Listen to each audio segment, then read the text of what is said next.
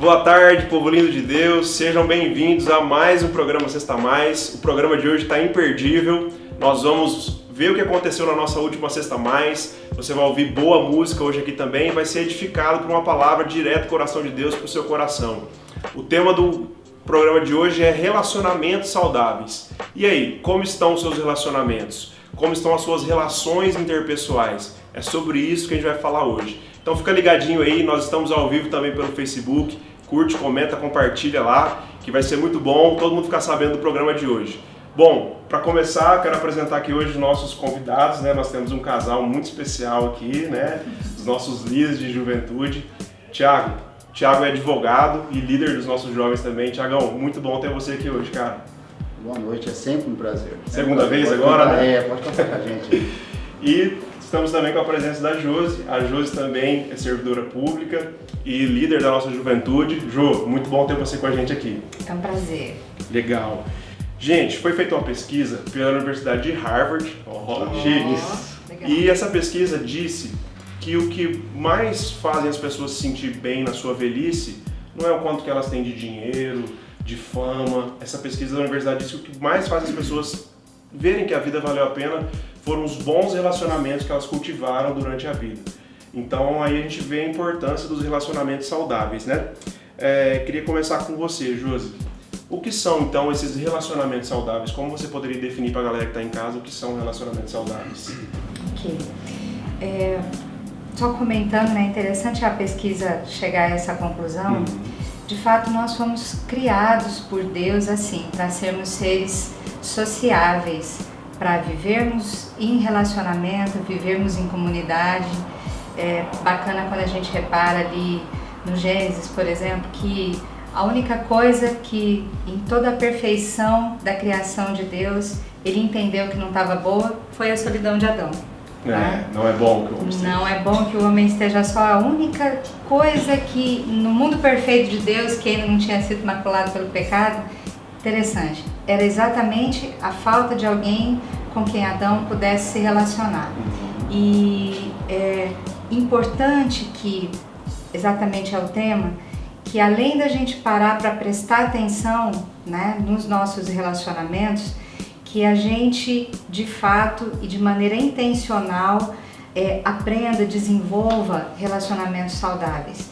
Eu entendo que o relacionamento saudável, né, bem grosso modo, é todo relacionamento que nos acrescenta, que nos faz bem e que também nos possibilita fazermos bem à pessoa, né, às pessoas com quem a gente está se relacionando. Então, tem que ser relacionamentos que acrescentam, que não roubam a gente, né, que nos abençoam também, né, especialmente aqui também nesse contexto nosso. Então, relacionamentos que vão fazer com que a gente cresça, enfim, que vão acrescentar as nossas vidas e não tirar delas, né? Então, se a gente pudesse definir assim de uma maneira bem simplificada, eu acredito que a gente possa definir dessa maneira. Legal, então são relacionamentos que nos acrescentam, né? Nos edificam, bacana. Tiagão, tendo em vista essa definição da Josi aí, como a gente pode então desenvolver relacionamentos saudáveis nas diversas áreas da nossa vida? Na verdade, antes mesmo de responder a tua pergunta, nós até fizemos questão de trazer um livro aqui, Deus Está na Sua Casa, do pastor Alain Brizotti, que fala sobre relacionamentos e sobre como isso é importante para Deus, né? Vou citar só, é um parágrafo, só diz assim: o poeta e puritano inglês John Milton, autor do famoso poema épico Paraíso Perdido, afirmou: a solidão foi a primeira coisa que o olho de Deus notou como não sendo boa. Essa verdade nos apresenta uma das mais extraordinárias dimensões do caráter de Deus. O nosso Deus ama relacionamentos, né? Então,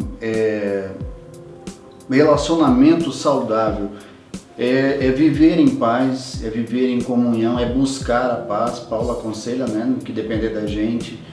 Eu acredito que é dessa maneira, caminhando junto, se interessando, é você se dispondo.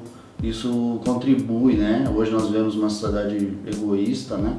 Então, para a saúde de relacionamentos, eu acredito que nós tenhamos que dar esse passo, né? Essa proatividade de questão de buscar as pessoas e, logicamente, isso atrelado aos princípios, né? De Deus, né?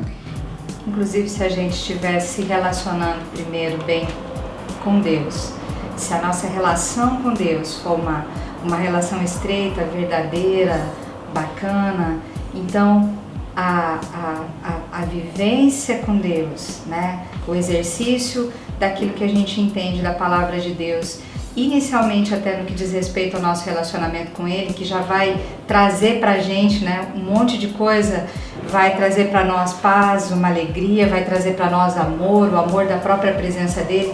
Então, coisas que já vão nos auxiliar e vão orientar com que a gente, para que a gente se relacione bem com as outras pessoas. Então, estabelecendo um bom relacionamento na vertical, aí o relacionamento na horizontal também vai glorificá-lo. Era o que ele pretendia. Legal. Né? Aquele versículo acho que cai bem então, né?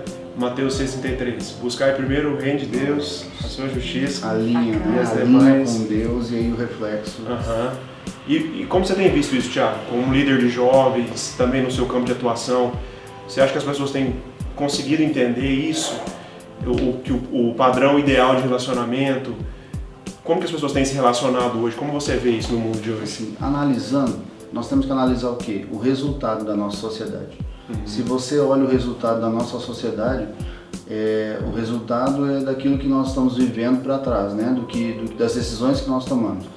Eu acredito que nós ainda não estamos acertando. Né? Na verdade, nós estamos caminhando, eu acredito, o mundo, né? Caminhando para cada vez enfraquecer mais os relacionamentos, para que eles fiquem de forma mais rasa. Mas eu vejo com bons olhos, por exemplo, a nossa juventude. A nossa juventude tem se esforçado em buscar esse relacionamento que a Josi estava falando aqui na vertical, buscando mais de Deus, e não há como isso não interferir nas relações interpessoais. Então eu olho para fora e vejo uma sociedade caminhando para distância de bons relacionamentos saudáveis, porque ela vai para uma superficialidade, um egoísmo. Mas eu olho com bons olhos dentro da nossa juventude, vendo que eles estão buscando aquilo que é o que Deus quer para nós, né? Então você enxerga na igreja a resposta? Na igreja, sim. Eu acho que a grande sacada nossa do Evangelho é essa. Para nós resgatarmos aquela sociedade, é quando a gente passar a mostrar para ela como é que é o padrão de Deus para os relacionamentos. Nós somos o sal, né? O sal. E a luz do mundo. Legal, bacana. O Thiago falou aí, Josi, um pouco dos relacionamentos que são desvirtuados, né? Como a gente consegue identificar um relacionamento tóxico, vamos dizer assim, não chamar de tóxico?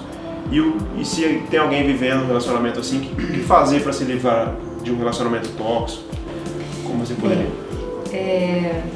A nossa própria família, a nossa casa, é um ambiente que necessariamente a gente vai exercitar, né? Essa arte de relacionar-se bem, e muito mais ainda vamos precisar da graça de Deus, de exercitar os princípios da palavra de Deus mesmo para vivermos bem. Esse núcleo, ele é um núcleo em que a gente necessariamente, né, não vai conseguir tirar pessoas.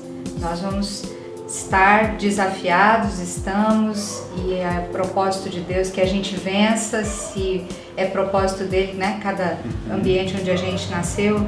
Então, a começar desse relacionamento, vai ser sempre a maneira como a gente perdoa, ama, consegue ser honesto, que a gente vai evitar essa toxicidade dentro da nossa casa, que a princípio é um ambiente da onde a gente não vai poder tirar pessoas.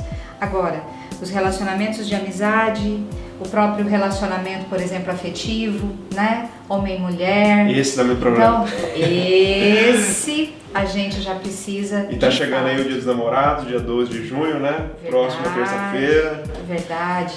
Esses a gente precisa, com bastante honestidade, parar e avaliar, né? Se nós estávamos falando há pouco que relacionamento saudável é um relacionamento que nos acrescenta, que nos faz crescer, que nos faz melhores, né? Que ajuda a gente na vida. Então, uma das primeiras maneiras de a gente identificar quando um relacionamento está ruim, quando ele está tóxico, quando ele está nos fazendo mal, é que seja enquanto amizade ou de repente até, né, um namorado, uma namorada, aquela pessoa, ela não está nos fazendo bem. Então, ela pode gostar muito da gente, a gente muito dela, mas se a gente analisar friamente e quando às vezes a gente ouve as outras pessoas ao nosso redor, porque tem sempre alguém que nos ama, né, perto da gente, às vezes até um familiar, e que na impossibilidade de a gente identificar que aquilo está nos fazendo mal, que um determinado relacionamento está nos fazendo mal, é bem provável que uma dessas pessoas perto da gente vai dizer assim: olha, você tá meio esquisito, você não tá legal, não ando te vendo muito bem, né? Então, são sinais de que, de repente, um relacionamento, seja de amizade ou de namoro, não esteja nos fazendo bem. E aí a gente vai ter que, com honestidade, né, com bastante sinceridade, falar: puxa, eu sou a maior parte do tempo feliz ou sou triste, angustiado no meio desse namoro, por exemplo. Vai ter... Em qualquer relacionamento que a gente tenha, interpessoal, amizade, familiar, mesmo no relacionamento afetivo, a gente vai ter desafios, a gente vai ter dificuldades que vamos enfrentar, sim. Mas a maior parte do tempo esse relacionamento tem que ser bom. Então ele não pode ser mais conflituoso que agradável, que acrescentador, ele não pode ser mais angustiante, né, do que algo que nos traz paz, que nos faz bem. E uma outra maneira bastante importante de a gente perceber quando um relacionamento não está nos fazendo bem, e realmente aí vale para as duas coisas, tanto no que diz respeito a amizades quanto no que diz respeito, né, ao relacionamento afetivo. Esse é aquele relacionamento nos aproxima, nos afasta de Deus. Esse é o melhor parâmetro. É o denominador, né? É a paz que você tem, porque o que acontece hoje no meio cristão, principalmente, que a gente percebe, no relacionamento afetivo, por exemplo, é que a pessoa já não vive um relacionamento de paz. Quando namoro, aí ela aposta que casando aquilo vai melhorar. As pessoas não se tratam, elas acham que alguma coisa externa é que vai ser a solução para aquilo. Então elas não param com honestidade, né, para tratar elas mesmas, o relacionamento, para identificar se aquilo está sendo saudável, acrescentador ou não. Elas preferem jogar assim: na hora de casar, então vai resolver o externo. Bacana, né? Legal. Gente, o nosso bate-papo está muito interessante hoje. Vamos falar agora aí com um pouco do que a nossa galera tem pensado a respeito desse assunto. Se liga aí. Qual a importância de ter um relacionamento saudável? É muito importante ter relacionamentos saudáveis, porque o ser humano ele é um produto do meio. Nós somos formados, a nossa personalidade é formada pelas 5 pessoas mais próximas de nós. Então, se nós estivermos próximos de pessoas que têm um relacionamento com Deus, relacionamentos íntimos com o Espírito Santo, nós seremos pessoas que também estaremos próximos do Espírito Santo, estaremos cheios do Espírito Santo, e assim podemos gerar uma geração de pessoas avivadas, pessoas transformadas. Então, é muito importante relacionamentos assim. Ter relacionamentos saudáveis dentro da igreja ajuda na nossa caminhada cristã, ajuda na comunhão, ajuda a gente a crescer também, porque quando a gente se reúne para conhecer, ter mais conhecimento da palavra. E hoje em dia, o ser humano que não se relaciona, ele não tem uma boa vivência na sociedade. Eu acho que o ser humano é um ser que necessita de conversar, de se abrir. Então, assim, com cada relacionamento você aprende alguma coisa, seja na igreja, seja na faculdade, seja onde for. Então é muito importante você se relacionar para você crescer, para você também enfrentar desafios juntos. É isso aí, gente. Voltamos agora aqui para o nosso estúdio para continuar o nosso bate-papo. Tiago, queria perguntar para você. Na nossa sociedade hoje nós temos visto muitos relacionamentos superficiais, né? Como a gente pode viver nessa sociedade sabendo que os relacionamentos eles precisam ser profundos e verdadeiros? Na verdade, a maior que nós temos de melhor é a palavra de Deus como paradoxo para esse mundo. Porque nós, cristãos, nós não nos alinhamos de acordo com a sociedade vai. Nós olhamos para a palavra e vemos o que a palavra diz para nós sermos, como que nós devemos agir. Então, Na verdade, quando eu olho para relacionamento saudável em relação a eles, a falta de superficialidade me preocupa eles, mas não, a gente não fica à deriva porque nós temos uma bússola, nós temos um norte que é a palavra. Então, a palavra nos orienta dessa forma, dessa maneira, que o projeto inicial de Deus é a profundidade, é o relacionamento. Lá no Jardim do Éden mesmo, quando Adão e Eva estão, até enquanto eles estão nus, existia um relacionamento profundo com Deus. A partir do momento que o pecado vem, então eles têm que se esconder de Deus e se cobrir. Então ali já existe alguma coisa que interrompe. Então nós temos esse relacionamento com Deus profundo nesse sentido de não ter nada a esconder e não agir com hipocrisia, nem com verdade, como a Josi falou, com honestidade. Isso vai nos possibilitar tratar as pessoas da mesma maneira, sem fugas, sem coisas a esconder, podendo tratar livremente, francamente, com amor. E isso também traz saúde para a maneira como a gente se relaciona. Bacana. João, então, pra gente fechar aqui hoje o nosso bate-papo, quem sabe tem alguém em casa nos assistindo que está com algum relacionamento que não está tão saudável assim, deixa um conselho para essa pessoa, como ela pode viver um relacionamento saudável, deixa um conselho para os nossos jovens. Bem, primeiro e principalmente, relacione-se com Deus, né? Abra o seu coração e permita se relacionar com Deus de uma maneira não religiosa, mas verdadeira, profunda, honesta, primeiro com Ele, renda-se a Ele e a partir daquilo que Ele orienta para que a gente, enquanto seus filhos, né, possamos viver. Então, essa maneira de ser, essa orientada por Deus, vai nos ajudar a andar bem, a escolher melhor os nossos relacionamentos, a resolver as nossas questões com perdão, com franqueza, com sinceridade, né? A tirar de perto da gente aqueles relacionamentos que são tóxicos. Então, antes sofrer por um breve tempo, né, a ausência de um relacionamento porque ele era tóxico e a gente, né, abriu mão dele, do que perpetuar um sofrimento pelo medo de a falta que aquela pessoa de repente vai nos fazer. Então, inclusive, se Deus nos ama e Ele ama, e se Ele nos criou para nos relacionarmos, Ele ama que a gente faça isso, então Ele também vai nos abençoar com bons relacionamentos. Então, se no momento eu abro mão de uma coisa que está ruim, que está fora desse propósito dele, eu posso fazer isso em fé, crendo que na medida que eu crer nele, ele também vai me acrescentar com aquilo que ele tem de melhor. Perder para ganhar, né? Seguramente. Perder para ganhar. Legal. Momentaneamente, mas ganha. Como é hoje, por exemplo, tem essa benção aqui. É isso aí, gente. Esse foi o nosso bate-papo de hoje. Nós queremos agradecer a Josi e o Thiago pela participação. Foi muito abençoador ter vocês aqui com a gente hoje. E eu creio que Deus tem realmente relacionamentos saudáveis para a sua vida, que você possa estar alinhado com a vontade de Deus para a sua vida. Bom, vamos ficar agora com um pouquinho aí de música para alegrar a sua tarde.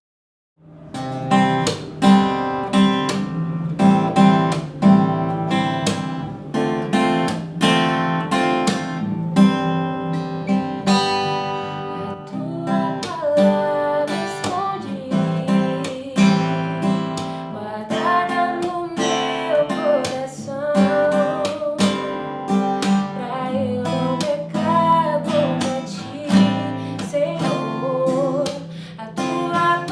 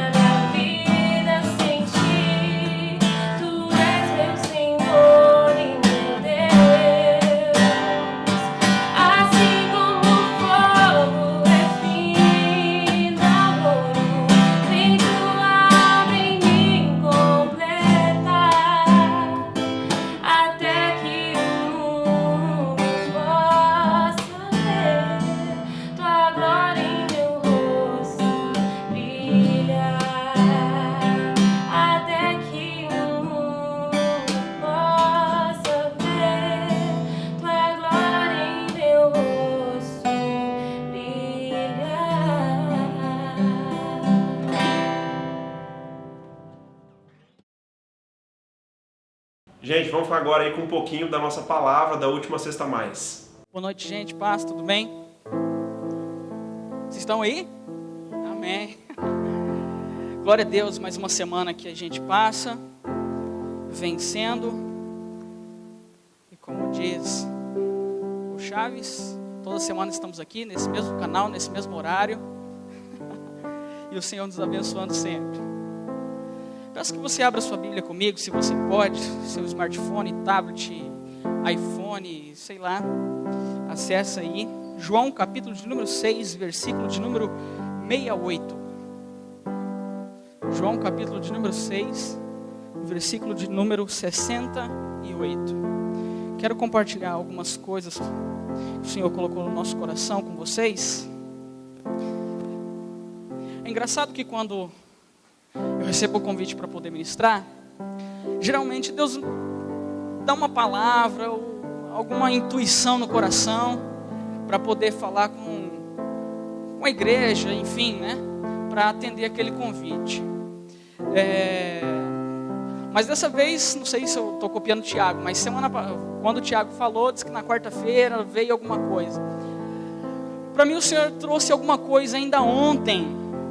Ontem eu fiquei, Jesus, o que o Senhor vai falar? O que o Senhor vai falar? O que o Senhor vai falar? E aí veio ontem, veio hoje de manhã, veio agora antes de vir ao Jesus da glória. E o Senhor nos deu alguma coisa para poder falar com vocês, falar conosco, comigo. Eu quero compartilhar com vocês algumas realidades, tá bom? João capítulo de número 6, versículo de número 68, todos acharam? Diz assim: respondeu-lhe, pois, Simão Pedro: Senhor, para quem iremos nós? Tu tens as palavras de vida eterna, e nós temos crido e conhecido que Tu és o Cristo, o Filho de Deus. Esse texto é muito conhecido por todos nós. Temos até um hino que o pessoal vai cantar aí no final. Cadê a Késia? Fernanda? Ele é muito conhecido por todos nós. E eu quero trazer alguns ensinamentos, algumas coisas que tocaram o meu coração, e eu quero compartilhar com vocês. Mas para falar desse texto, eu preciso necessariamente voltar algum tempo atrás. Não é muito não, só lá no livro do Êxodo, quando Deus liberta o povo do Egito. E libertando o povo do Egito por intermédio de um homem chamado Moisés. Deus liberta o povo do Egito que vivia num cativeiro para poder seguir para uma terra que Deus havia prometido. Essa terra era a terra de... Qual que é a terra que Deus prometeu para o povo? Canaã. E Deus promete uma terra para esse povo, para eles morarem, viverem, usufruírem e servirem a Deus. Mas acontece que no meio da trajetória eles passam por um período de 40 anos caminhando pelo deserto, até que se cumprisse a promessa de Deus para a vida do povo. Acontece que na caminhada da saída do Egito até a entrada na terra de Canaã, o povo na verdade, ao invés de adorar a Deus, agradecer a Deus por tudo que Deus tinha feito, eles na verdade murmuravam, reclamavam, não gostavam de tudo aquilo quanto Deus fez. Eu acho interessante que quando Deus coloca a coluna de nuvem para tapar o povo do sol, andando no ar-condicionado, e o pessoal ainda reclamando, poxa vida, saímos lá do Egito para vir morrer no calor do deserto. E aí Deus coloca uma coluna de fogo à noite para poder proteger o povo do frio, dos poucos graus abaixo de zero, e o povo ainda murmurava. E aí teve uma certa feita que o povo começou a reclamar, dizendo, olha, ô Moisés, ô Arão, o negócio é o seguinte, vocês, esse Deus, nos fez sair lá da terra do Egito, onde estávamos do lado das panelas de carne, das cebolas e tudo mais, para morrermos aqui no deserto. Bem melhor era ficarmos lá onde estávamos, retornarmos para a terra de onde saímos, ou seja, para o Egito. E aí Deus, por intermédio de Moisés, diz o seguinte, olha, há de ser que Deus ouviu a vossa murmuração. E para provar que Deus ouviu a oração, o clamor, a petição, o resmungo de vocês, há de ser que Deus mandará pão dos céus, o famoso maná. Deus enviará carne fresca dos céus para vocês comerem. E aí então desce o maná do céu e o povo se alimenta todo dia pela manhã. Vem o maná do céu, um pão que diz que é o semente de coentro. Eu nunca vi semente de coentro, mas enfim, igual uma semente de coentro branca, em que eles comiam. Eles deviam comer, mas não guardar, porque ao amanhecer ou virar o dia, na viração do dia, tudo aquilo que eles haveriam de guardar estaria podre, apodrecido, fétido, porque a ordem era: não guardem, comam, deleitem-se, mas não guardem. Isso era sinal, na verdade, de que Deus estava querendo que o povo confiasse em Deus, de modo que o amanhã pertence a Deus. De modo que a minha vida, os meus passos, os meus caminhos devem pertencer a Deus, de maneira que eu confio a Ele, o meu levantar, o meu deitar, o meu andar, o meu caminhar, o meu olhar, o meu fazer, a faculdade que eu vou escolher, o trabalho, a profissão com que eu vou trabalhar daqui para frente. Tudo isso, Deus queria ensinar ao povo confiança, confiar, dependência de Deus. E aí vem o maná. E aí eu levo vocês um pouquinho mais para frente, já no capítulo 6 de João, quando nós lemos, vamos voltar um pouquinho, versículos primeiros ali, diz assim, João 6 mesmo, versículo 1: depois disso partiu Jesus para o outro lado do mar da Galileia, que é o Tiberíades, e grande multidão o seguia, porque via os sinais que operava sobre os enfermos. Jesus subiu ao monte e assentou-se ali com os seus discípulos, e a Páscoa, a festa dos judeus, estava próxima. Então Jesus, levantando os olhos e vendo que uma grande multidão vinha ter com ele, disse a Filipe: preste atenção, onde compraremos pão para estes comerem? Mas dizia isso para o experimentar, porque ele bem sabia o que havia de fazer. Filipe respondeu-lhe: 200 dinheiros de pão não lhes bastarão, para que cada um deles tome um pouco. Observe que, próximo da Páscoa, Jesus então, acho que Jesus era um cara que meio de momento, assim, sabe, é o cara da moda. Ele viu alguma coisa acontecendo: pai, eu vou usar isso aqui para poder falar com o meu povo, falar com as pessoas que estão me ouvindo, porque era o momento da Páscoa, eles iam comemorar a saída do Egito e tudo mais, e tal coisa, os umbrais da porta, o sangue nos umbrais da porta, enfim. E aí eles iam comemorar e Jesus, achei algo importante para poder trazer a palavra do Pai, para que eles venham entender, de uma maneira que eles venham entender. E aí Jesus usa uma forma muito simples de trabalhar. Ele vê uma multidão, sobe ao monte, ele vê uma multidão, e aí ele vê o povo subindo para ter com Jesus. E aí Jesus fala para Filipe: Filipe, o que daremos para esse povo comer? Aí Filipe, que era uma terra de onde já tinha pão, o cara conhecia, ele já começa, o cara acho que das engenharias, né? Começa a calcular, Senhor, acho que 200 dinheiro, 200 denários, 200 trabalhos de dia, 200 dias trabalhados não serão o suficiente para poder dar de comer a esse povo. Mas a Bíblia diz, Jesus perguntou isso por perguntar. Não, Jesus perguntou isso para testar-lhe, porque ele sabia o que haveria de fazer. Jesus então já estava na sua mente para multiplicar os pães e os peixes que o menininho havia trazido consigo. Observe que quando Jesus faz isso, ele faz para ensinar a Filipe, ele ensina algo para Filipe e ele ensina algo para todo o povo, porque ele aproveita a festa, o momento do boom. Vai ter um congresso mais ou menos ali na igreja tal, aí Jesus, vai ter, os judeus vão estar lá, o sumo sacerdote e os fariseus e tal vão apresentar, beleza, é agora que eu vou entrar. Jesus então começa a chamar a atenção do povo, uma grande festa acontecendo, ele aproveita o enredo, aproveita o momento, a cena, o cenário, para poder ensinar algo. E aí Jesus chama o povo, alimenta o povo com 5 pães e 2 peixinhos. Só abrindo um parênteses, os discípulos, os apóstolos na verdade, tinham um tesoureiro. Cada um deles andava com comida para a viagem. Todos eles andavam preparados para a viagem com pão. Geralmente, eles andavam assim como Davi tinha no seu alforje, que alforje não era lugar de pedra, mas era lugar de pão. Por isso, quando Samuel manda Davi levar comida aos seus irmãos, ele leva o alforje. Mas ao momento que ele desce ao ribeiro para pegar as 5 pedras, ele guarda no alforje, que não é lugar de pedra, é lugar de pão. Então eles guardavam a comida consigo. Mas, no momento de fazer o milagre, no momento de abençoar as pessoas, o que acontece? É necessário vir um menino com 5 pães e 2 peixes. Tá, Morelli, o que isso tem a ver? Observe que todos eles tinham o que comer, mas foi necessário vir alguém de fora para poder abençoar toda uma multidão. Trazendo uma aplicação prática para as nossas vidas hoje, Deus te deu a oportunidade de ser abençoador na vida de alguém. Mas acontece que nós negligenciamos, às vezes, as oportunidades que Deus nos dá para podermos abençoar vidas. Talvez o trabalho que Deus confiou a você. Qual trabalho, Morelli? A sua profissão. É onde eu trabalho digitando? Talvez Deus te confiou esse serviço para poder abençoar vidas. E você não está cumprindo com o propósito que Deus te entregou.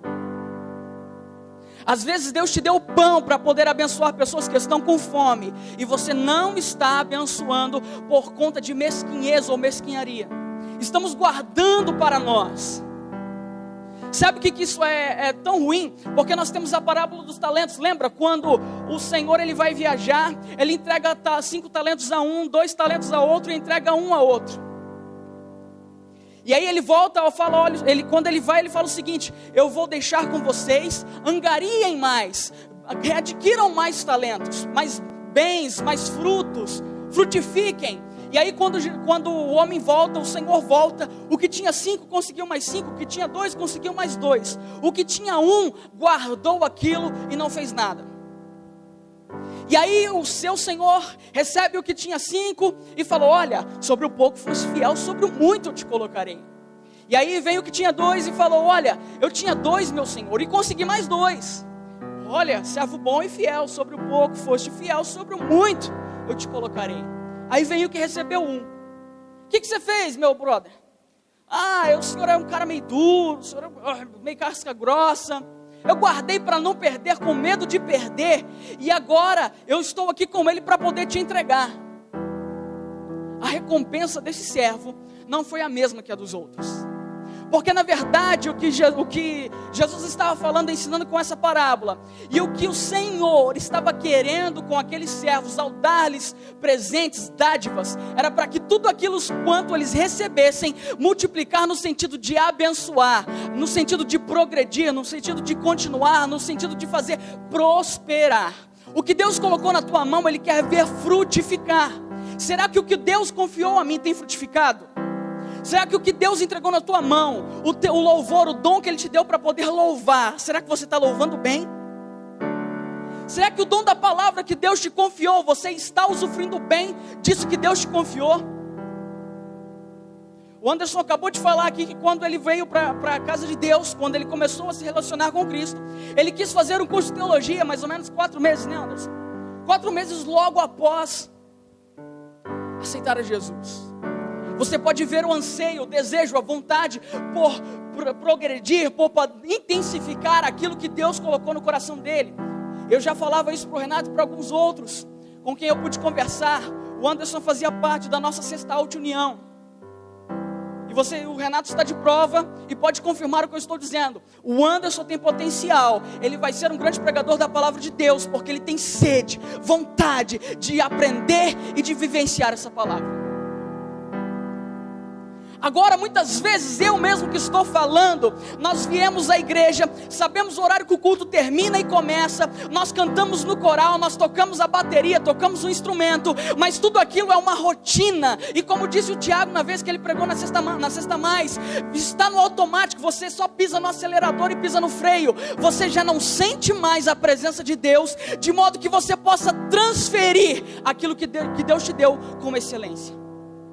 E sabe qual que é a identidade de Cristo, que é o tema do nosso ano? Identidade, a identidade de servos bons e fiéis, que façam tudo que lhe vier às mãos com excelência.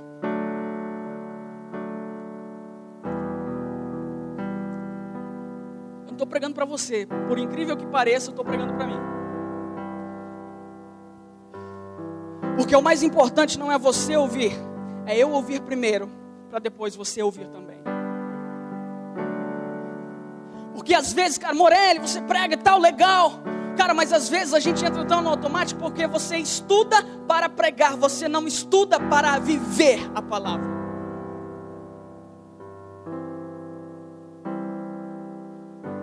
O que canta, que chama de levita, né? Que levita não é só quem canta. O que canta, ele canta, mas já está no automático. Ele põe a música lá, aprende uma musiquinha nova, fala, tá na moda, vou cantar. Nada mais. Ah, Morelli, eu não canto, nem toco, nem prego, nem nada disso. Tá bom, e a sua vida com Deus? Será que lá onde você trabalha as pessoas podem olhar para você e dizer, esse é do Senhor, esse é um verdadeiro homem, uma verdadeira mulher, um verdadeiro jovem, lavado, remido pelo sangue de Cristo?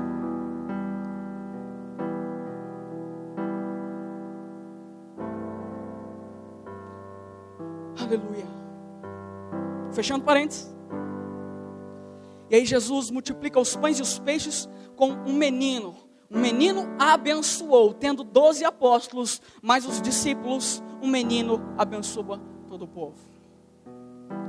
E aí Jesus aproveita, no mesmo capítulo 6, acontece que Jesus pega o barco, vai viajar, na verdade os discípulos saem à frente, e aí Jesus caminha sobre as águas, anda sobre as águas, os seus discípulos, apóstolos na verdade, o confundem com um fantasma e tudo mais, e ali Jesus fala com eles se acalmam, e aí Jesus vai para o outro lado, chega do outro lado do rio, e aí Jesus começa a ensinar e a dizer, no templo, eu sou o pão da vida. Eu sou o pão da vida. Porque todo aquele que come a minha carne e bebe do meu sangue, esse tem vida eterna. Observe que Jesus não estava falando de ceia, tá? De santa ceia, que é tomar o cálice e beber ou comer o pão, simbolizando a carne de Cristo. Por quê? Porque a ceia seria instituída um ano após este fato. Jesus não estava falando do que Paulo fala ao 1 Coríntios capítulo 11, portanto tomai e comei, esse é meu corpo que é partido por vós, fazer isso em memória de mim, semelhantemente, depois de cear. Não era disso que Jesus estava falando. Nós temos uma outra aplicação para a carne e sangue de Jesus, mas o momento que Jesus ele começa a falar no capítulo 6, ele está falando de outras coisas que não a ceia. Jesus começa a pregar no capítulo 6, depois que ele atravessa o mar, que ele anda sobre as águas. A partir do versículo 22 ele começa a pregar, porque eu sou o pão que desceu dos céus. Porque eu sou aquele que dá vida, e todo aquele que está em mim, está no Pai. Nós temos um versículo que diz, né? Ninguém vem ao Pai senão por mim. Mas se você for ler os versículos adiante aí, você vai ver que ninguém vem a Cristo se o Pai não o conceder. Ou seja, estar em Jesus e estar em Cristo é tanto uma coisa só, que é um círculo vicioso. Pai, Filho e Espírito Santo é um círculo vicioso. Se você está em um, você está em outro. Porque em um texto da Bíblia diz, ninguém vem ao Pai senão por mim. E no capítulo 6, Jesus diz, ninguém vem a mim se o Pai não o confiou para que viesse a mim. E esse é o que está comigo e tem vida eterna, porque eu vim para um propósito, é levar todos, ou ressuscitar a todos no último dia, para que nenhum se perca, e coma do meu sangue, beba da minha carne, versículo 54, lê aí comigo, 6:54, quem come a minha carne, e bebe meu sangue, tem a vida eterna, e eu ressuscitarei no último dia, porque a minha carne verdadeiramente é comida, e o meu sangue verdadeiramente é bebida, e quem come a minha carne e bebe meu sangue permanece em mim, e eu nele. Assim como o Pai que vive, me enviou, e eu vivo pelo Pai, assim quem de mim se alimenta, também viverá por mim. E aí por isso que eu volto lá no livro de Êxodo, porque as pessoas que estavam ao lado de Jesus, para ouvi-lo, eles indagam a Jesus, olha, como é que você pode se declarar o pão que desce do céu? Porque na verdade quem mandou o pão foi Moisés. O pão que desceu do céu, o maná. Como você se declara que você é o pão descido dos céus? O pão vivo, o pão de Deus. E eles ficam muito, vou usar uma expressão aqui do interior, né? Muito escabriado com esse negócio. Porque Jesus fala, coma da minha carne, aquele que come da minha carne e bebe do meu sangue, esse tem a vida eterna. Primeiro, por que eles se escandalizam com isso? Porque o pão era uma simbologia muito estimada pelos judeus. Na festa da Páscoa, eles tinham um costume de ofertar 2 pães cevados em oferta ao Senhor. Eles ofertavam ao Senhor 2 pães cevados. Então era algo importante para a cultura judaica. E Jesus se dizendo o pão que veio dos céus. Ora, Moisés é quem nos deu o pão que veio do céu. Nós admiramos o pão, ou nós admiramos o pão é massa, né? Mas nós damos tal valor ao pão, de modo que a simbologia dele é muito especial para nós judeus. E outra questão que eles ficam muito preocupados, ficam murmurando, desacreditam de Jesus e furiosos com Cristo, é porque eles dizem, beba do meu sangue. Porque para os judeus beber sangue é algo totalmente impensável e imaginável. É quase que uma blasfêmia. Só que, entretanto, eles estavam olhando por um lado carnal, material, humano. Mas Jesus estava falando de coisas espirituais. A Bíblia diz, se não me falha a memória, Paulo, todo aquele que é nascido da carne, é carne. Todo aquele que é nascido do Espírito é... Jesus falava de coisas espirituais. E as pessoas que estavam ao redor de Jesus, os fariseus e tantos mais, pensavam, olhavam e entendiam aquilo que Jesus falava de modo mundano, carnal, humano, horizontal, enquanto Jesus falava de maneira vertical. E aí Jesus disse, olha, vocês estão escandalizados com isso? Vocês estão escandalizados com isso? Que dirá quando o Filho do Homem voltar ou retornar de onde veio, ser assunto aos céus? Aí vocês vão acabar de morrer do coração. E aí a Bíblia diz nos versículos iniciais, onde nós lemos aqui, ó. O que é Sexta Mais para você? Sexta Mais? É a minha segunda casa, é vida. Cada vez que eu venho na Sexta Mais é uma intensidade em cada detalhe, seja na música, no som, na decoração, enfim. Então, assim, é um momento que talvez o que eu mais espero na semana. Significa alegria, significa comunhão. É um lugar que eu amo fazer parte. O sobrenatural de Deus vem muito quando a gente está reunido. A Sexta Mais é um lugar de transformação, um lugar de mudança e que acolhe muito bem quem chega. Convido a todos, recomendo, viu? É isso aí, gente. Esse foi o nosso programa Sexta Mais de hoje. A gente espera que esse programa possa ter abençoado a sua vida.